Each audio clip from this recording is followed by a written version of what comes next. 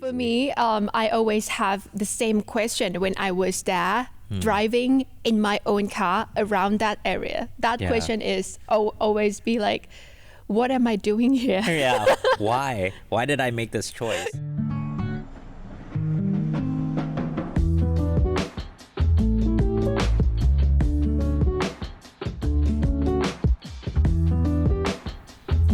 And we're back with another episode of the Fireside. Yay! Thank you for our support. And I'm Om Supanida Janmoon. And I'm Benjamin Ruchopakan. Every week we have a fun and fresh Fireside chat exploring what's going on in Thailand. And last time we gave a little introduction to PM2.5 and the impact it had in Thailand. This time we have to go a little bit deeper. That's right. We're looking at the different causes of PM2.5, comparing them and examining some of the solutions on the table. First up is diesel emissions. Yeah. So for diesel emissions, this is actually not an insignificant problem because there's a study that shows that diesel emissions actually make up the majority of all roadside emissions, all motor vehicle emissions. So this is kind of interesting because a lot of the vehicles that use diesel, they're not easily replaced by EVs.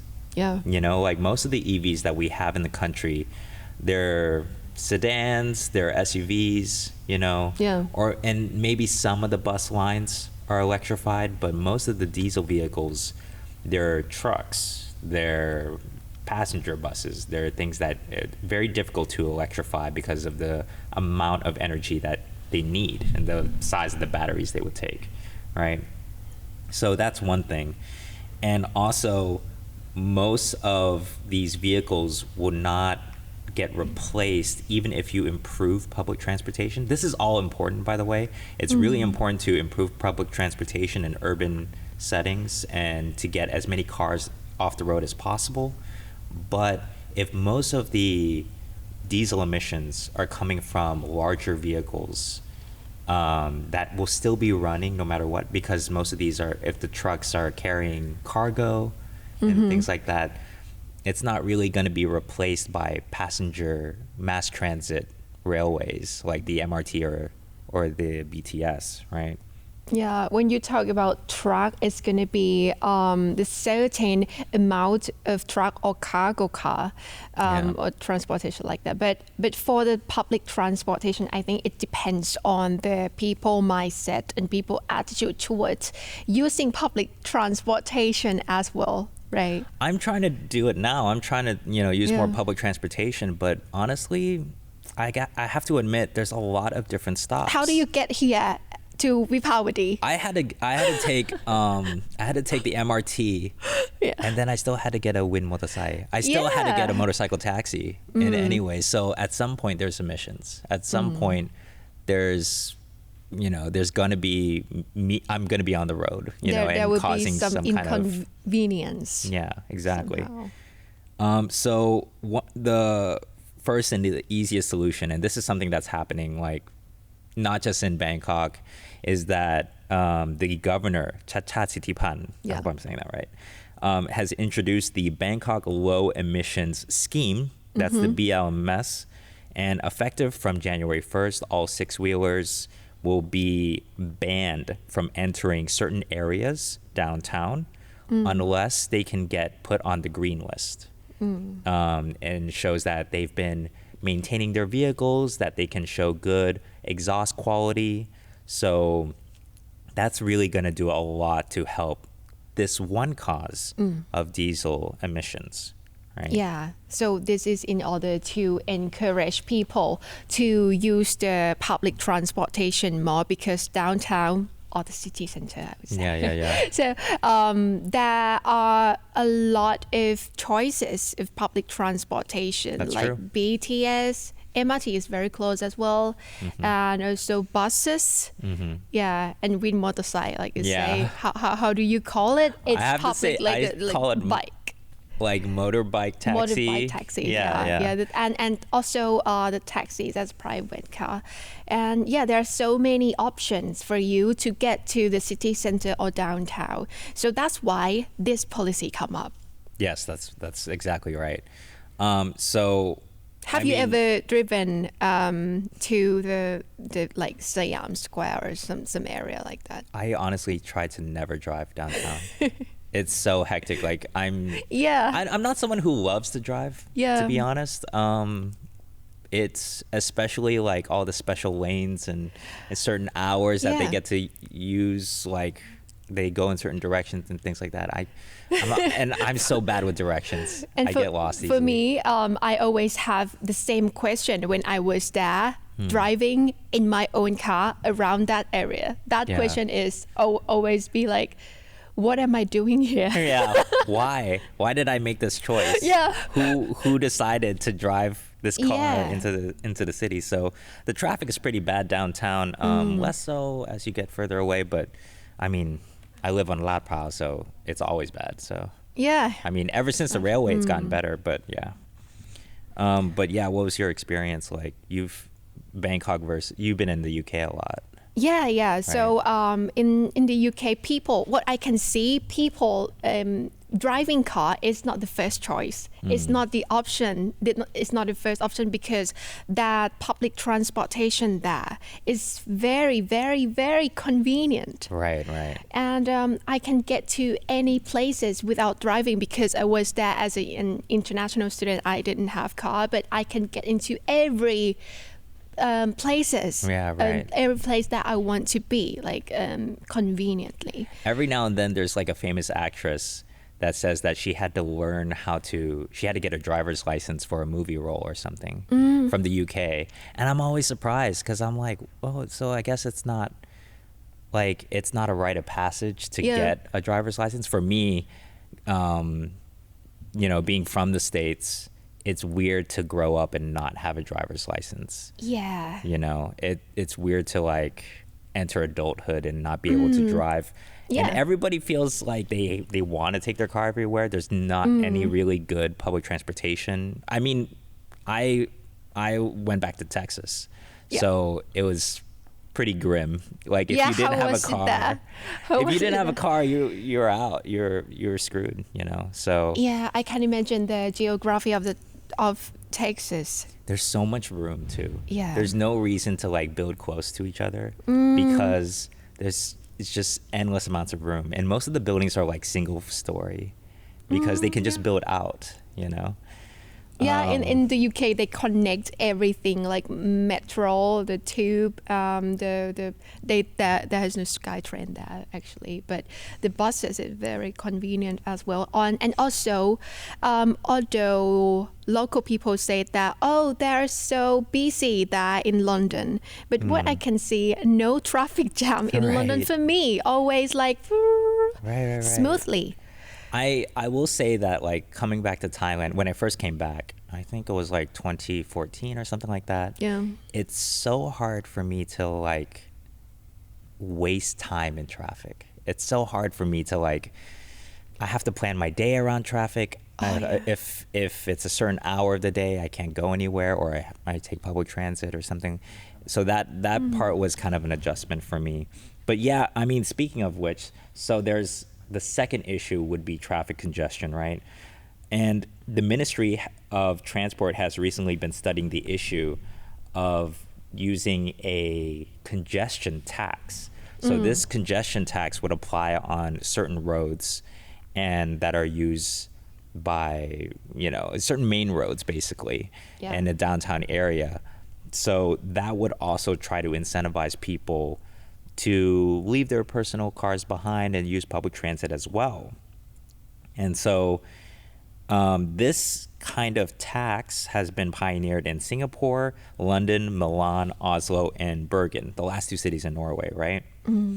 And in theory, this tax would be used to fund a flat rate for the public transportation in the city center. So everything would be 20 baht no matter the distance, right? Which I would love, actually. I think that would be great.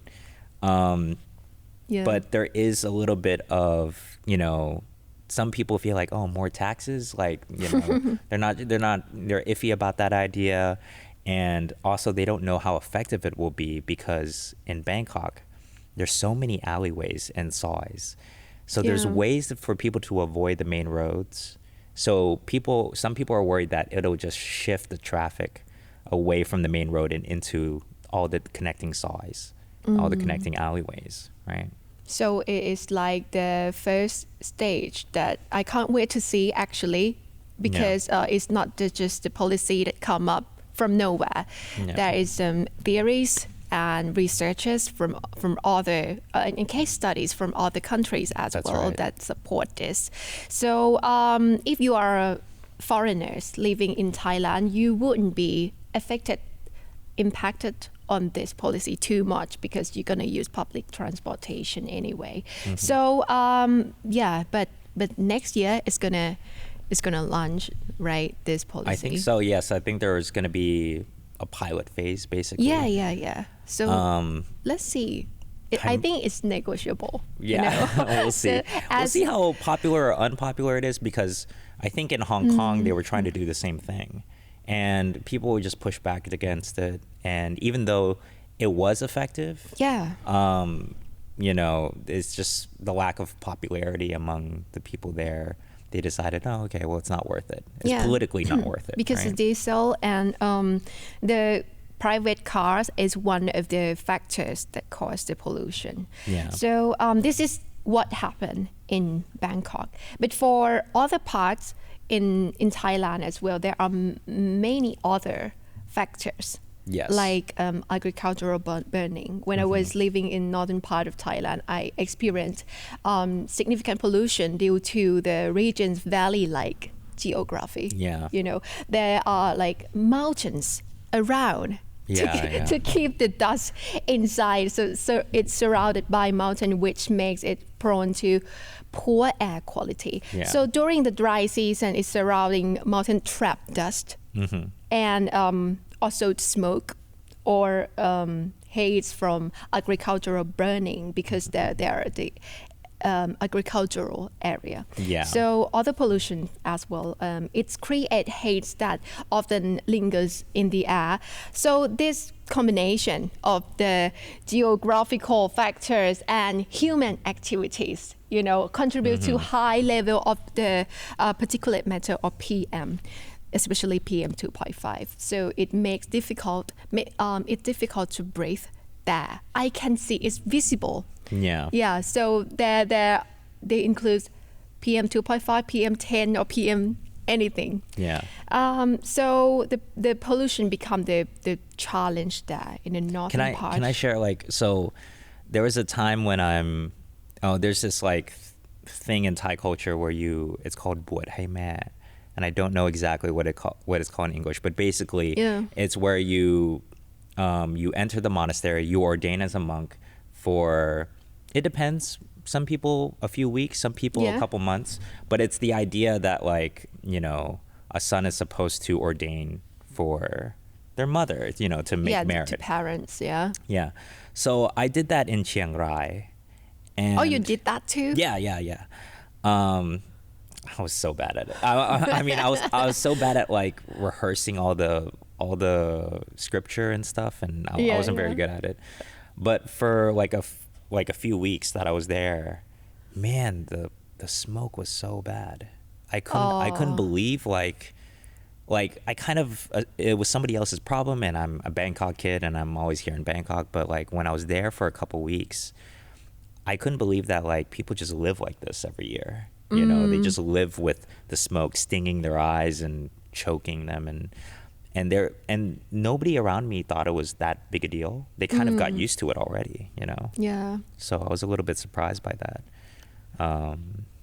But yeah, it's a lot of agricultural burning actually, and that's what I really want to talk about, because you talked about how there's a lot of valleys and there's a lot of different terrain in the north, and that's why it can trap air Yeah, there. so what I'm saying is it's different factors, depends on the area. Like in Bangkok, it's from the factories, from the truck, from the private cars to cause this problem. But other area, there are different factors like the northern part. So what I'm going to lead to the policy. So last episode we talked about the intergovernmental conference of the parties to the ASEAN agreement on the transboundary haze pollution, or COP19. So this episode will mention about the government sector, like in Thailand, with the measure to handle forest fires, haze, and particulate matter, or PM2.5 in 2025. Yeah, so this is responsible by the Pollution Control Department under the Ministry of Natural Resources and Environment. So they have the framework. They would research about the situation and the factors that cause the problem, and then choose the target area and target objective, like what should it be in the next year, or they separate it as quarters as well, and also it leads to operational matter like action plan. So it's going to be not separate policy anymore, depends on the area, but it's include like everywhere in Thailand. Yeah. So it's a policy for every area, but there are like targeted solutions for each area, because the pollution doesn't come from equal things, across the region. Right? So this is the measure that we are going to see next year. Bangkok had the policy themselves. And also the national policy will come up to be more serious about this problem. So 5 years, we have learned about it, we have researched, and we have seen this problem for a long time. And I think it's time to handle this problem seriously. We understand that agricultural burning is a really massive part of PM2.5 and air pollution. What I found was kind of interesting when I was researching this topic is that a lot of different places, they're trying to turn the agricultural waste into biochar, and it's a way to use the waste to improve the soil quality. Biochar has been used as a soil additive that allows the soil to retain more water. It changes the structure. But there are some other methods to do that, and the local. Right now, the local government sector in that area would provide the equipment in order to do this process as well. So just to reduce the smog and haze or pollution in the area. So it's I can't wait to see what's going to happen next year. So that's what we can do individually, and along with the government policy that is trying to drive to overcome these challenges. That's right. So what do you think? Do you think these government policies, do you think they'll really make a difference? Do you think some of these smaller programs like biochar will solve the PM2.5 problem? Or do you think we need more electric cars? Maybe we need more BYD. Maybe we need more... I forget what the other ones are. Tesla, things like that. Let us know in the comments. Yes, please. Yeah, please share also the way that you protect yourself. How do you protect yourself or prevent the PM2.5? So let's share over the comment. That's right. And if you don't want to miss the next episode next week, feel free to subscribe, share it with friends. You can find us on the NBT World's YouTube channel and the Facebook page. Yeah, I'm Suhanida Janmoon. And I'm Benjamin Ruchobagan, and this has been The Fireside. See you next episode. Bye. Bye.